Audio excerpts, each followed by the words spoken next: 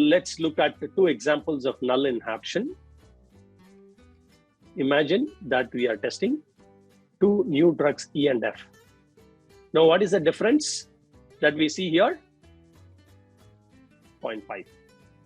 So just imagine, though the difference is 0.5, this person recovered the fastest. But it is easy to imagine that if they had exercised a little less or a slightly worse diet, if his health condition was slightly bad, it is likely that this guy would have shifted here. Yes or no? And similarly, if this guy were a little healthier, he would have recovered a little faster.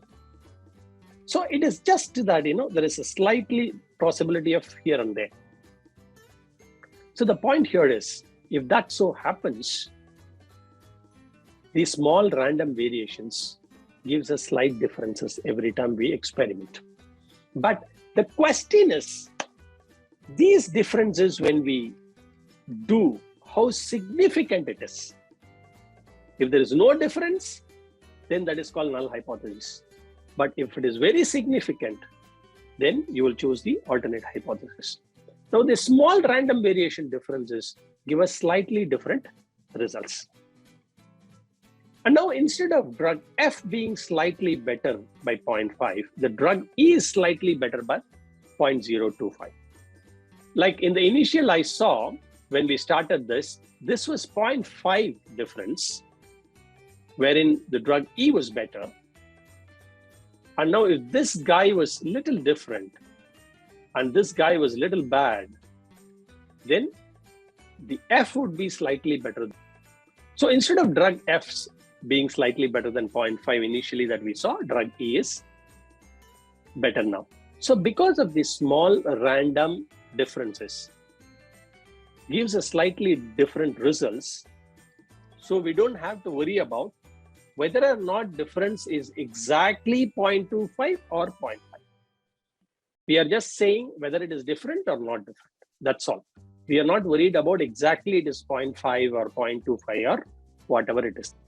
So instead, we simply use the data to convince us to reject the hypothesis that no difference between E and F. Instead of saying it is exactly 13 hours, it is exactly 12.5 hours, it is exactly 12 hours, and all that. We are not comparing with a number.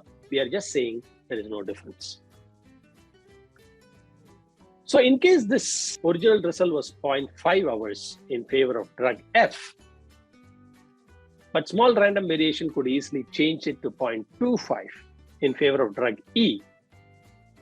And thus the data does not overwhelmingly convince to reject the null hypothesis.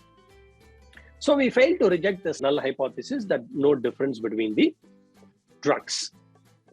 In contrast, if we tested the drugs on a lot of people, these little random things would not change the results very much. And then we would confidently reject the null hypothesis that there is no difference between, if this is what is the difference. If you say the null hypothesis as there is no difference, you can easily reject or fail to reject. That's the point that I'm trying to communicate. Instead of saying 13 hours, 12.5 hours, and 13.5 hours and stuff like that, you can easily say there is a difference. There is a significant difference because 13 hours is a big difference, and we can reject the null hypothesis in favor of alternate hypothesis. So without null hypothesis, these things, we need preliminary data that we can test in the following experiments. Why we are doing a preliminary experiment? Just to see what difference it is. See, something we should know about the difference between the drugs, right? Whether it is 13 hours or 13,000 hours, we don't know. Unless we get some data, we don't know. So in contrast, null hypothesis does not require preliminary data because only difference value that represents no difference is 0.